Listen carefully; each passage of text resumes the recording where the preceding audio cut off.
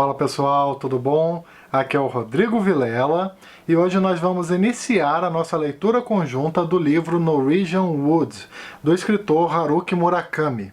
Conforme combinado, nesse vídeo inicial nós vamos conversar sobre o capítulo 1, 2, 3 e 4, onde além de fazer um resumo de cada uma dessas partes, eu também vou deixar as minhas observações, fazer alguns comentários sobre aspectos que me chamaram a atenção.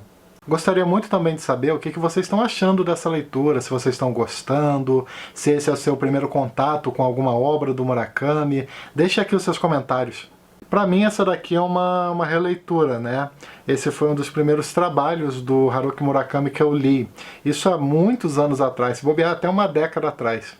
Hoje eu consigo perceber como essa obra me marcou. Principalmente porque ao longo desses capítulos iniciais eu fui notando que eu me lembrava de muitas coisas, de elementos que eu até fazia conexões com outros livros do autor sem me dar conta, né, de que eu já tinha visto pela primeira vez justamente nesse trabalho. Por isso que eu considero Norwegian Wood uma ótima porta de entrada para a obra do Murakami. Salvo a ausência de elementos fantásticos, esse livro contém muitas características que encontramos em livros do autor que foram publicados posteriormente. Vamos conversar melhor sobre essas características no decorrer da leitura conjunta, mas uma delas, que é bem importante, mais do que parece, são as constantes referências que o Murakami gosta de deixar ao longo do texto. Isso vai desde, por exemplo, músicas e romances, até peças de teatros e também de vez em quando filmes. Muitas vezes essas coisas não estão ali à toa, sabe? O Murakami ele gosta de se inspirar nessas referências para compor a sua obra, de forma que se você conhece algumas delas, você consegue até fazer um paralelo com o texto em si. Por isso que no caminhar da nossa leitura conjunta, sempre que possível, eu vou tentar mostrar para vocês algumas dessas conexões. Para quem tiver interesse, eu estou anotando essas referências também. Eu gosto muito de fazer isso nos livros do Murakami. É uma ótima forma de salvar algumas dicas para pesquisar depois. Eu vou deixar a lista do que eu encontrei nos capítulos 1, 2, 3 e 4, tanto aqui na descrição, quanto também aparecendo aqui na tela, no vídeo para vocês. Caso alguém tenha interesse em escutar as músicas, procurar os livros e coisas assim. Ao longo da leitura conjunta, eu também vou atualizando essa lista. Bora lá então, pessoal. Lembrando que eu vou começar fazendo um resumo do capítulo para depois deixar as minhas observações. Nessa parte do resumo, por ser muita coisa e também para não esquecer de nada importante, vocês vão me ver de vez em quando olhando para baixo. Isso porque eu vou dando uma olhada aqui nas minhas anotações que eu deixei no celular, enquanto eu falo com vocês, enquanto eu comento sobre o capítulo em questão. Começando aqui então, pessoal, no capítulo 1, nós acompanhamos o protagonista dessa história, um homem chamado Toru, que está na casa dos seus 37 anos de idade e acabou de chegar no aeroporto de Hamburgo, na Alemanha. O avião, logo depois que pousou, começou a tocar uma música, no caso a música que dá título ao livro, Norwegian Wood, dos Beatles. E esse momento deixa esse protagonista um tanto quanto perturbado. Ele começou a se lembrar do passado, das pessoas que morreram, de experiências que ele viveu e não pode vivenciar novamente. Tudo isso daí deixou ele bastante assim incomodado, né? Essas experiências, que no caso ocorreram especificamente na década de 60, no final da década de 60 no caso. E uma memória que veio para ele nesse momento foi a de um passeio que ele fez com uma outra jovem na época chamada Naoko. Essa jovem, eles estavam caminhando numa planície enquanto conversavam ao mesmo tempo. E nesse passeio, a Naoko ela comenta, né, sobre algo que ele se lembrou, sobre um suposto poço que existia naquele local, que existia ali naquela planície, né?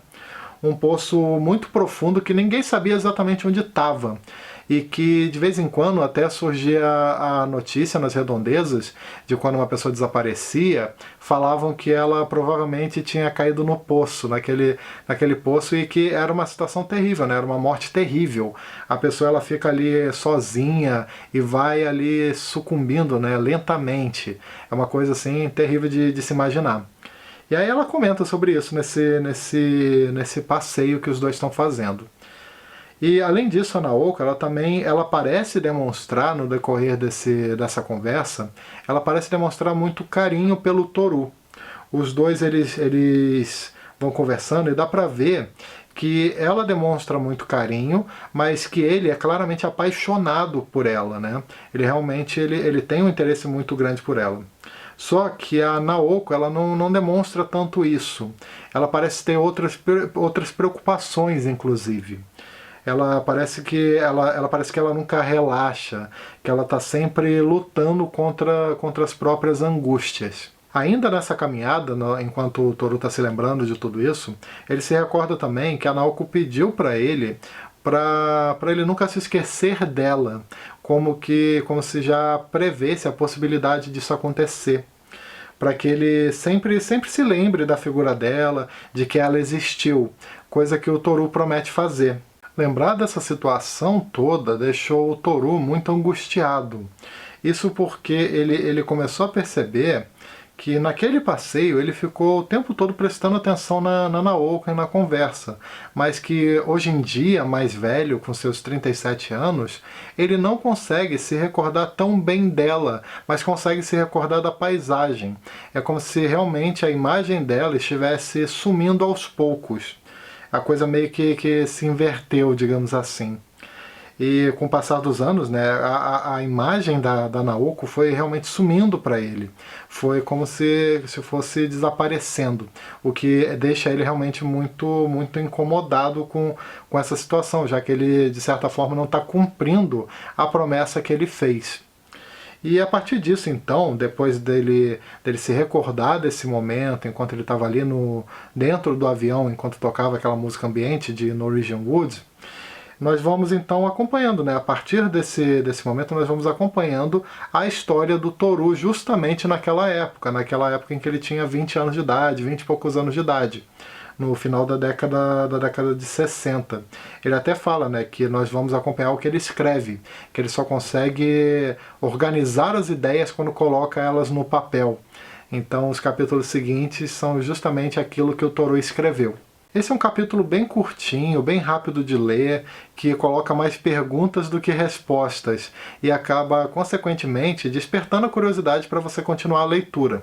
Aqui, basicamente, nós conhecemos o protagonista da história, Toru, e os motivos que o levaram a repensar a própria vida, isso nessa fase que ele está com 37 anos de idade. O gatilho principal para isso foram as memórias que ele tem com essa mulher chamada Naoko. Os traços dela, nas suas lembranças, estão se perdendo, o que é muito preocupante, já que a Naoko, pelo menos nesse primeiro momento, ao que tudo indica, era o amor da sua vida. Eu acho interessante destacar aqui também a questão do poço. Eu não me lembro exatamente se isso vai aparecer em outro momento no decorrer do livro, mas pelo menos na minha percepção, esse ponto do poço que a Naoko cita, que ele se recorda, né, que o Toru se recorda nas suas memórias, soa muito como mais uma das metáforas que o Murakami costuma inserir nas suas obras. Locais obscuros e misteriosos que levam a uma reflexão ou que transmitem algum tipo de perigo ou de sentimento são coisas comuns na obra do Murakami. Nós vemos isso, por exemplo, para quem leu, vemos isso no livro O Assassinato do Comendador ou até no Kafka Beira-Mar. O Toru dá a entender que o poço pode nem sequer existir, já que a Naoko não estava muito bem naquela época. Pode ser apenas um tipo de imagem ou de simbolismo que ela criou. No meu ponto de vista, talvez o poço seja até uma forma dessa personagem falar um pouco sobre a sua condição, de alguém que tá sofrendo muito, que está literalmente no fundo do poço, morrendo lentamente. De qualquer forma, vamos seguir na obra e vendo o que isso vai dar. No decorrer da leitura, nós vamos conhecendo melhor esses dois personagens, o Toru e a Naoko. Começando aqui então a falar um pouquinho sobre o capítulo 2, pessoal. Nesse capítulo, o Toru ele começa a contar a sua história de 20 anos atrás, quando ele estava ali no início da vida adulta e tinha acabado de se mudar para Tóquio com o objetivo de estudar na universidade. Ele escolheu a faculdade de teatro, apesar de não ter muito interesse nisso. Ele era uma pessoa também um pouco indiferente aos estudos, ele estava ali quase como se estivesse cumprindo uma obrigação, sabe? Cumprindo aquela regra da sociedade de que todo mundo tem que fazer uma faculdade. Ele estava basicamente dessa maneira, sem ter um grande interesse naquele estudo ou coisas assim. O Toru ele também fala sobre como ele morava num alojamento universitário, que mais lembrava um presídio, ele até fala isso, mas não no sentido das coisas que aconteciam ali dentro, mas sim na estrutura do prédio do alojamento, que lembrava um presídio. E aí ele fala um pouco sobre aquilo tudo, né? Ele fala que era um local relativamente calmo, apesar de que também era muito estranho. Ele era comandado por pessoas de extrema direita que hasteavam a bandeira todos os dias, ali bem cedo. E o prédio ele era composto também basicamente por homens. Alguns eram mais ricos e outros eram de classe média, a maioria, o que era o caso do Toru. E eles moravam em grupos pequenos nos quartos, que eram bem mobiliados, mas extremamente bagunçados. E a exceção, no caso, era justamente o quarto do Toru, mas não por ele, sim pelo seu companheiro de quarto. O companheiro de quarto dele era conhecido pelo apelido de nazista, mas isso por conta das roupas que esse personagem usava, e não por conta de uma personalidade sua. Ele mesmo, né, não tinha qualquer interesse em coisa parecida, em nazismo ou coisa do tipo, mas deram esse apelido cruel para ele. Ele era um jovem estudante de geografia e também uma pessoa extremamente higiênica e metódica, que fazia o quarto ali onde ele e o Toru moravam ser basicamente o único quarto do alojamento que tinha alguma ordem, digamos assim, né? E ele realmente deixava aquele espaço impecável, mas era uma pessoa um pouco inconveniente, porque acordava muito cedo e fazia exercícios ali, pouco se importando se estava fazendo barulho ou não, se estava acordando o Toru ou não nesse caso, né? E depois de ver um pouco onde o Toru morava naquele tempo, nós acompanhamos um encontro que ele teve com a Naoko, justamente aquela personagem que nós vimos no primeiro capítulo. Aquela personagem misteriosa que nós não sabemos basicamente nada, né?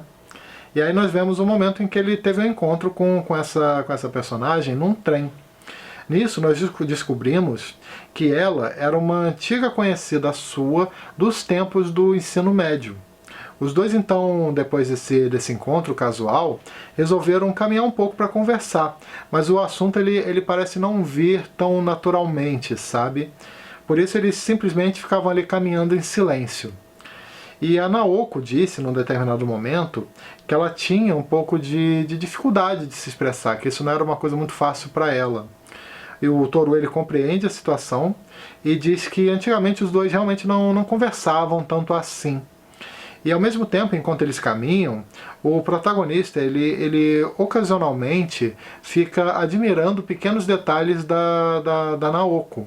Como, por exemplo, ele percebe a beleza do seu cabelo, ele percebe as suas orelhas e também a delicadeza da Naoko como um todo, né? A partir daí, o Toru volta ainda mais no tempo, de forma que nós começamos a conhecer um pouco desse primeiro contato entre o Toru e a Naoko, ali realmente nos tempos do ensino médio. E aí nós vamos acompanhando então, a partir desse ponto, a história da amizade do Toru com um outro personagem, um personagem chamado Kizuki, que por sua vez era o namorado da Naoko. Então nós vemos como eles formavam de certa forma um trio, né? Você tinha o Toru, que era amigo do Kizuki, que era namorado da Naoko. Então os três estavam ali sempre juntos. E aí nós vemos como o Kizuki e a Naoko, eles namoravam desde a infância, desde muito cedo. Eles eram extremamente próximos, né? Eram extremamente próximos. Já o Toru, que era solteiro, ele era o único e melhor amigo do Kizuki. Ele era o Kizuki ele era um garoto assim muito agradável, muito comunicativo, muito simpático. E o Toru fez amizade justamente com essa pessoa que é bem diferente dele. O Toru é mais introspectivo, né? E aí nós vemos como esses três estavam sempre juntos. Como o Toru, às vezes, ele até questionava um pouco sobre o porquê do Kizuki gostar tanto dele.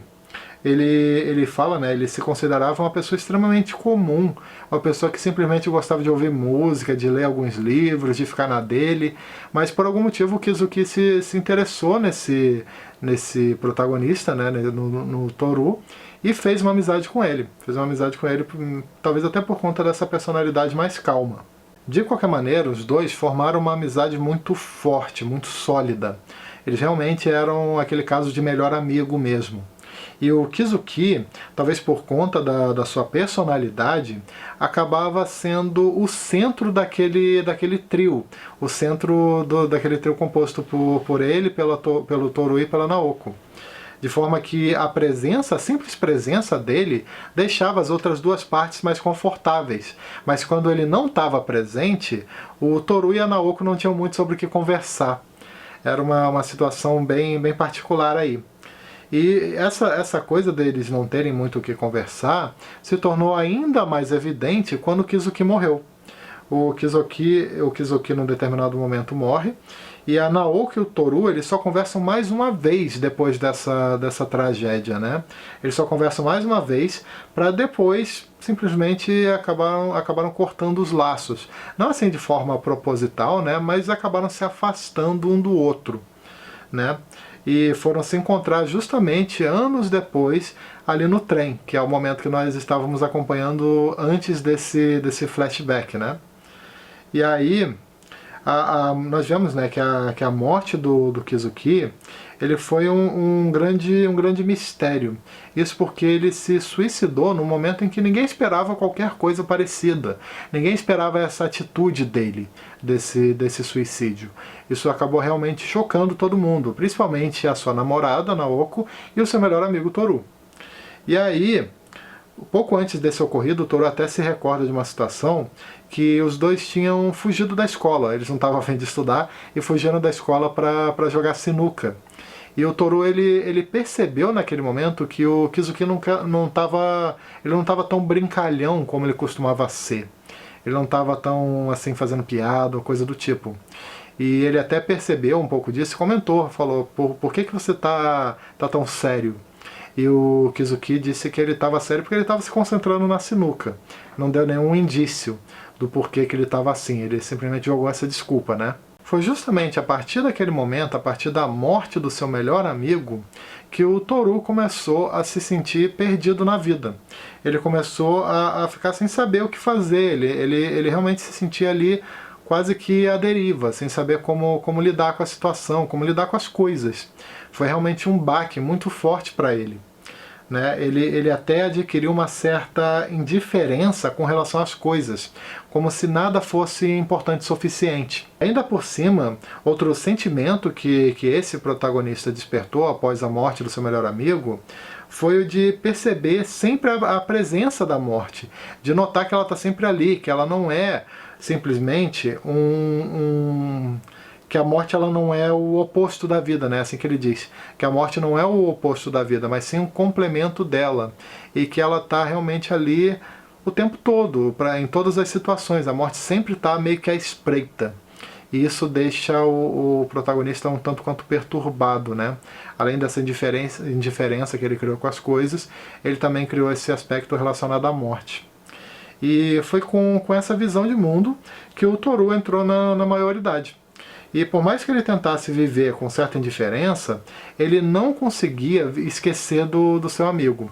Isso ele não conseguia fazer. Ele era indiferente a tudo, mas ele não conseguia esquecer da amizade que ele teve com o Kizuki. Ele até tentou morar em outro local, como vemos, ele se mudou para morar em Tóquio, para estudar lá, para ver se conseguia, né, esquecer disso, morando num local em que ele não conhecia absolutamente ninguém. Mas mesmo assim não adiantou, né? Ele não conseguiu esquecer aquele trauma que ele passou com a morte do amigo. Esse é um capítulo composto por flashbacks, onde nós temos uma história dentro da história. Acompanhamos aqui tanto Toru no início da sua vida adulta, entrando para a faculdade, quanto também memórias marcantes da sua adolescência, quando ele conheceu o seu melhor amigo, Kizuki, e a namorada dele, Naoko. O início desse capítulo já mostra alguns aspectos autobiográficos dessa obra, já que o Murakami, ele mesmo, né, se mudou para Tóquio nessa fase da vida, isso para estudar na faculdade de teatro, uma faculdade que ele também não tinha tanto interesse assim. Eu acho que o ponto central aqui envolve a influência dos traumas do passado na personalidade do protagonista. Nós vemos como o trágico suicídio do Kizuki moldou muito do Toru mais velho, que se tornou uma pessoa indiferente, talvez até apática. O que o Murakami quer nos mostrar aqui é a dimensão da dor de perder o melhor amigo, levando em conta que o Toru era um jovem muito solitário e que teve a alegria, a sorte de fazer uma amizade muito especial com um garoto que o compreendia. O Kizuki era um daqueles casos de pessoa mais extrovertida que sabe lidar com introvertidos, que puxa assunto, que tenta não deixar o outro desconfortável. Perder um amigo desses foi algo muito trágico, muito doloroso para o Toru daquela época.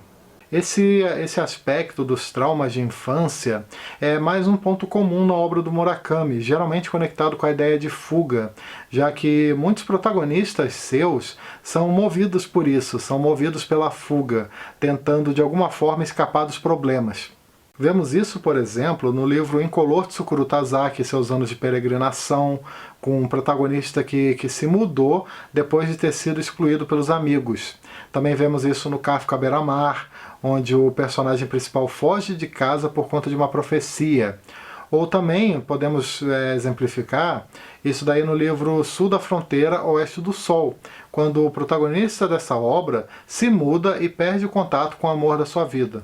O Murakami ele tem essa característica de colocar elementos que se repetem em outros livros, mas é muito interessante você perceber isso justamente em Norwegian Wood, porque várias dessas características se iniciam aqui.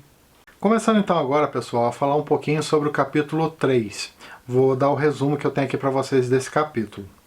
Basicamente agora, nós vemos que o Toru e a Naoko passaram a se encontrar com mais frequência.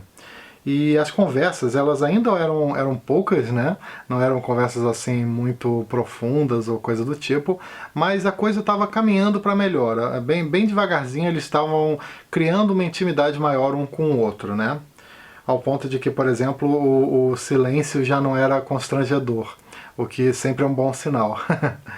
E aí nós vemos, por exemplo, de que a Naoko ela dava alguns sinais de que ela não conseguia muito bem se expressar direito, né? De que ela queria falar uma coisa, mas não conseguia fazer isso. E provavelmente era algo relacionado ao passado, né? Ao Kizuki. Mas eles pareciam não querer tocar muito nesse assunto, os dois. Eles pareciam não querer entrar nisso daí porque era um trauma para ambos, né? E aí tem até um trecho interessante, que tem um trecho interessante nesse livro, que eu vou até ler aqui para vocês, que realmente é bem legal. Esse é um trecho em que a Naoko ela coloca o braço entre o braço do Toru. E aí o Toru reflete um pouco sobre isso. Para quem tiver curiosidade, fica na página 40 esse trecho que eu vou ler. Bom, é basicamente isso aqui, pessoal. É um parágrafo, né? O outono chegou ao fim, e um vento gélido começou a cortar a cidade. Naoko às vezes encostava no meu braço, e eu podia sentir sua respiração leve através do tecido grosso do meu casaco de lã. Ela passava o braço por debaixo do meu, enfiava a mão no bolso do meu casaco, e nos dias de frio realmente intenso, tremia agarrada ao meu braço. E era só isso. Não havia nenhum significado especial em suas ações. De minha parte eu continuava, como sempre, andando com as mãos enfiadas nos bolsos. Tanto eu quanto ela usávamos sapatos de sola de borracha que abafavam quase por completo o som de nossos passos. Só quando pisávamos nas grandes folhas mortas de sicômoro caídas pelo caminho, podíamos ouvir um estalido seco. Ao ouvir esse ruído, eu sentia pena de Naoko. Não era o meu braço que ela procurava, mas o braço de outra pessoa. Não era o calor do meu corpo que ela buscava, mas o calor do corpo de outra pessoa. De certa forma, eu sentia a consciência pesada pelo simples fato de ser eu mesmo. Eu acho interessante esse trecho, especialmente o final dele, porque parece um tipo de interpretação por parte do protagonista ao perceber um pouco da função daqueles encontros. Era como se a Naoko estivesse ali, não apenas para rever um amigo de infância, mas também para de alguma forma encontrar ali, de repente, no corpo daquele amigo, um pouco do Kizuki, do seu namorado que faleceu. Aí nesse capítulo 3, nós também somos apresentados a um novo personagem, o Nagasawa, um rapaz que estudava Direito numa universidade próxima dali do alojamento, né? E ele vinha de uma família bem rica, era uma pessoa influente, inteligente, que sabia se comunicar muito bem. Ele também era uma pessoa honesta, né? E que gostava muito de leitura.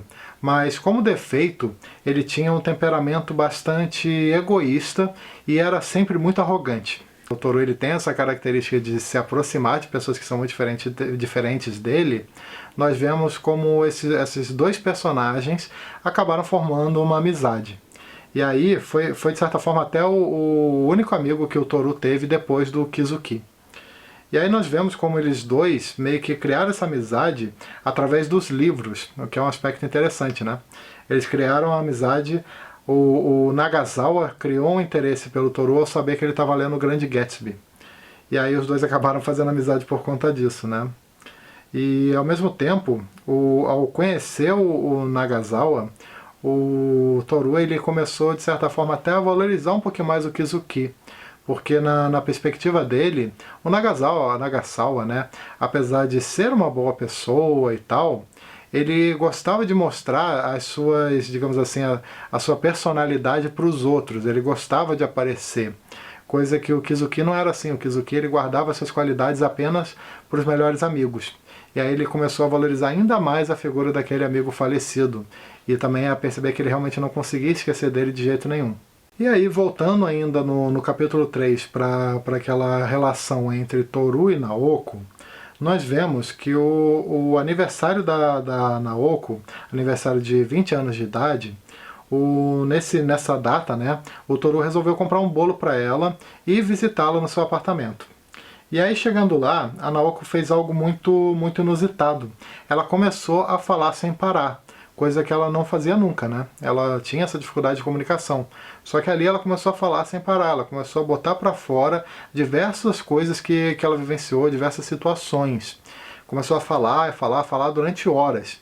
A única coisa que ela não tocava muito no assunto era justamente aquele tema que é o tabu entre os dois, que é a morte do Kizuki. Mas, com exceção disso, ela começou a falar, ao ponto até do próprio Toru ficar preocupado, que ele ia perder o trem. Mas ela não parava, sabe? Era como se ela realmente precisasse tirar um peso assim absurdo das costas, coisa que ela nunca conseguiu fazer. E que talvez até nessa aproximação gradual com o protagonista, ela sentiu em algum momento a liberdade para fazer isso. E aí ela ficou ali naquele monólogo, né, durante horas. E num determinado momento, a Naoko interrompeu aquilo ali, depois de falar durante tanto tempo, e começou a chorar compulsivamente. Começou a chorar como nunca, como alguém que guardou uma dor enorme durante muito tempo. E nisso, né, o Toru perdeu o trem e acabou dormindo por lá, e os dois acabaram dormindo juntos, sendo que essa foi a primeira vez que a Naoko teve relações sexuais. E o que deixou o Toru um pouco confuso, porque ele pensava que a Naoko já tinha feito alguma coisa com o Kizuki. E ao tocar nesse assunto num momento errado, sobre o porquê, né, dela nunca, sobre porquê ela nunca foi para a cama com seu antigo namorado, ela recomeçou a chorar compulsivamente de novo.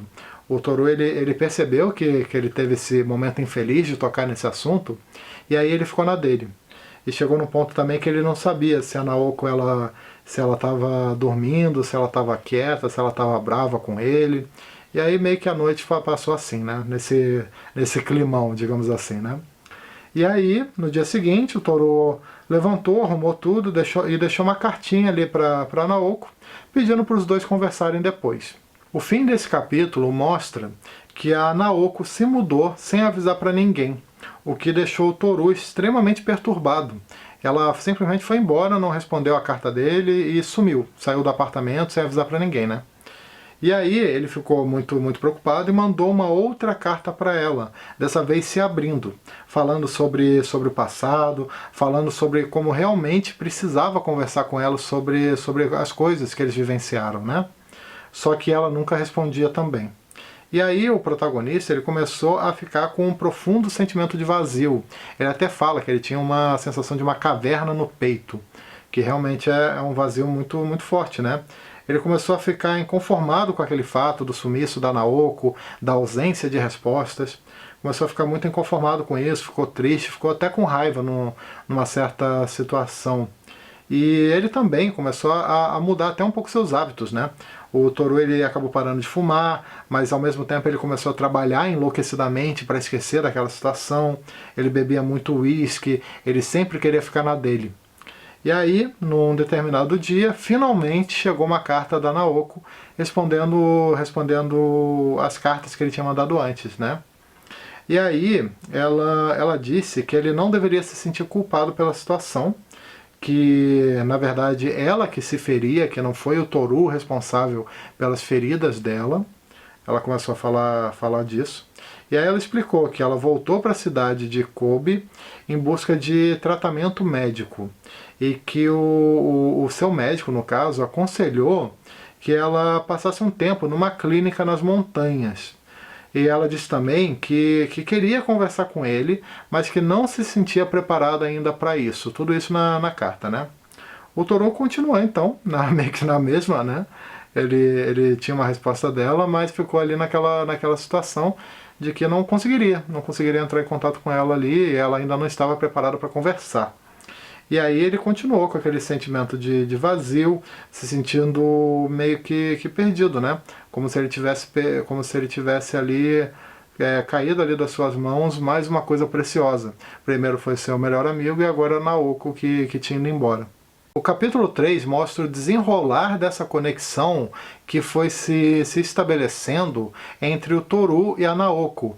Os dois vão se aproximando para repentinamente se afastarem de novo. É muito interessante porque o Murakami usa aqui a lógica de duas solidões que se aproximam.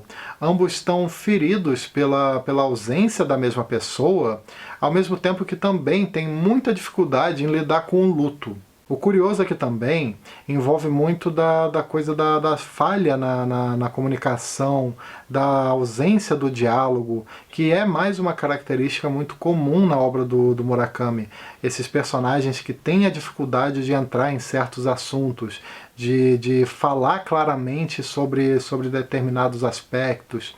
Isso é algo muito próprio do Murakami e talvez seja algo próprio até da própria sociedade japonesa como um todo, nessa preocupação de nunca entrar na intimidade do outro. Nós vemos, né, que durante um bom tempo a Naoko e o Toru não conseguem conversar de uma forma clara, conseguem tratar dos assuntos com clareza. Isso realmente é uma grande dificuldade para eles. A coisa só muda, pelo menos um pouco, a partir do momento em que a Naoko tem aquele impulso de desabafar durante horas, né, em que ela consegue falar sobre muita coisa. Mas até então era realmente um problema essa comunicação desses dois personagens. Independente desses altos e baixos na comunicação, o tabu é sempre a questão da morte do Kizuki. Esse é um assunto tão delicado que só o simples fato de tocar no tema já parece aumentar a ferida. Com a saída da Naoko, que eu acho até que pode ser interpretada também como mais um tipo de fuga, nós entramos em outro aspecto muito importante através da figura do Toru, que é o sentimento de vazio.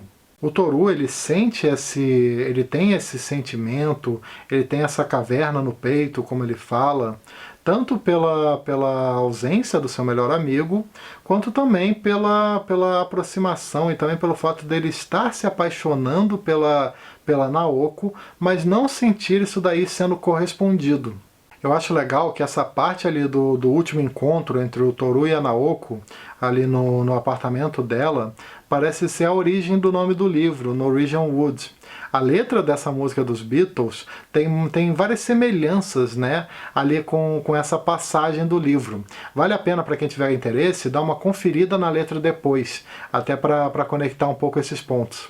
Um outro aspecto legal para se destacar nesse capítulo envolve a relação de amizade que se estabelece entre o Toru e o Nagasawa e as referências literárias que surgem graças a isso. O Murakami, como eu falei antes, é um autor que gosta de relacionar as suas referências com o texto em si, com o romance que ele tá falando. De forma que, nesse caso em específico, nós vemos como esses dois personagens, o Toru e o Nagasawa, se aproximaram por conta do livro Grande Gatsby.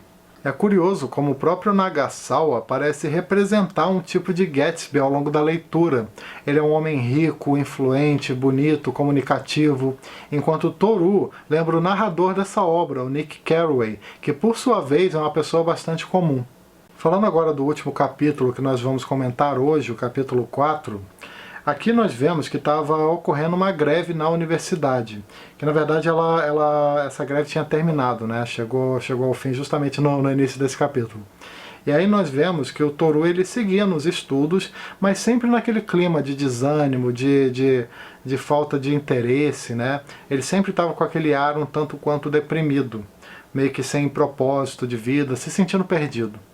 E aí, num certo dia, ao voltar para o alojamento, ele viu que retiraram tudo do seu colega de quarto, nazista. Retiraram absolutamente tudo, ele saiu do alojamento sem dar grandes explicações.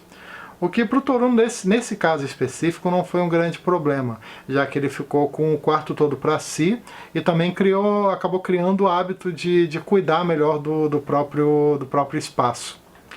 E aí, no outro momento, no decorrer do capítulo, nós vemos que enquanto o Toru almoçava num restaurante, almoçava ou jantava, não me lembro agora, ele acabou conhecendo uma colega de classe, uma jovem chamada Midori.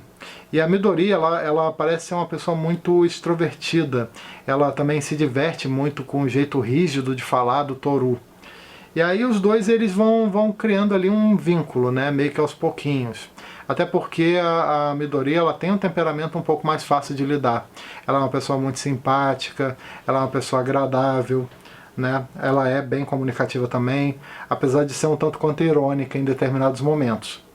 E aí no vai e vem da conversa, o Toru acabou emprestando para ela o seu caderno, já que a Midori tinha faltado algumas aulas. E aí emprestou para ela e combinou de buscar num outro dia, isso num encontro marcado num outro restaurante. Só que ao chegar nesse restaurante, no dia que foi combinado, a Midori não apareceu. E aí ele começou a ficar preocupado, né, com o paradeiro do caderno dele. E aí ele pesquisou na universidade, descobriu o endereço dela e entrou em contato, mas viu que ela não estava em casa. E aí passou um tempo, a Midori apareceu novamente durante uma das aulas. Devolveu o caderno para ele, pediu desculpas, e aí os dois foram almoçar. E aí a Midori ela ficou conversando com ele sobre amenidades até chegar num determinado ponto em que começou a se abrir, né? Começou a falar um pouco do seu passado, da sua vida. E aí nós começamos a conhecer um pouco melhor essa personagem. Nós vemos, por exemplo, como ela detestava pessoas ricas por conta da experiência que ela teve num colégio de elite, sendo que ela própria e a sua família não eram pessoas ricas. Ela só passou para esse colégio por conta dos seus estudos, da sua dedicação. Mas ela tinha uma vida bem mais simples, e conviver com pessoas que tinham muito dinheiro, muitas vezes eram muito arrogantes, sempre foi algo que incomodou profundamente ela. E aí ela começa a falar um pouco sobre esse aspecto, sobre o alívio que ela sentiu ao entrar na faculdade e conhecer pessoas que eram mais como ela, né? Que é um ponto interessante na personalidade dessa personagem. E aí depois os dois combinaram de almoçar mais uma vez juntos, só que dessa vez na casa da própria Midori. E aí o Toru vai para lá no dia combinado, eles ficam ali conversando, né? A Midori cozinha, prepara o almoço, os dois ficam ali conversando um pouquinho, e ela volta a falar um pouco sobre a sua história, sobre o seu passado, sobre se abrir, né? Se abrir um pouco com o personagem. Ela fala, por exemplo, como ela descobriu que eu gostava de cozinhar, ela fala sobre a relação complicada que ela tem com os parentes, né? Ela tocou também rapidamente no tema da morte da sua mãe, e por aí vai. E acontece então, no meio daquele bate-papo, acontece um incêndio nas redondezas. E aí, a Midori e o Toru, eles vão para a parte de cima da casa, na varanda do segundo andar, e ficam ali observando a situação toda acontecendo. E nisso os dois se beijam. E aí, nesse contato dos dois, eles meio que começam a confessar umas coisas. A Midori, ela confessa que ela já estava saindo com uma outra pessoa, enquanto o Toru, ele fala que ele estava apaixonado por uma outra pessoa, que no caso todos nós sabemos que é a Naoko, né? A partir daí o livro volta então a mostrar um pouquinho do dia a dia do Toru, especialmente no alojamento, e nós vemos como ele se sentia muito infeliz. Ele refletiu também sobre o que o Kizuki representou na vida dele naquele momento e concluiu que ele foi um amigo muito importante, mas que a sua morte serviu apenas para destruir a sua adolescência. E ainda nesse clima meio desanimado, ele acaba saindo com Nagasawa num determinado dia para ver se conseguia ficar um pouco melhor, né? Ele acaba saindo com Nagasawa, ele depois fica perambulando pela cidade, fica com uma jovem que ele tinha acabado de conhecer e volta para casa no dia seguinte. E ao chegar lá, ele encontra uma nova carta da Naoko esperando por ele. Nesse capítulo 4, nós vemos o desenrolar desse relacionamento entre o Toru e a Midori, justamente, né, nesse período em que o protagonista estava se sentindo bastante perdido. A Midori parece mais uma dessas personagens solitárias do Murakami, que só que nesse caso em específico ela parece se esconder um pouco nessa fachada de extrovertida.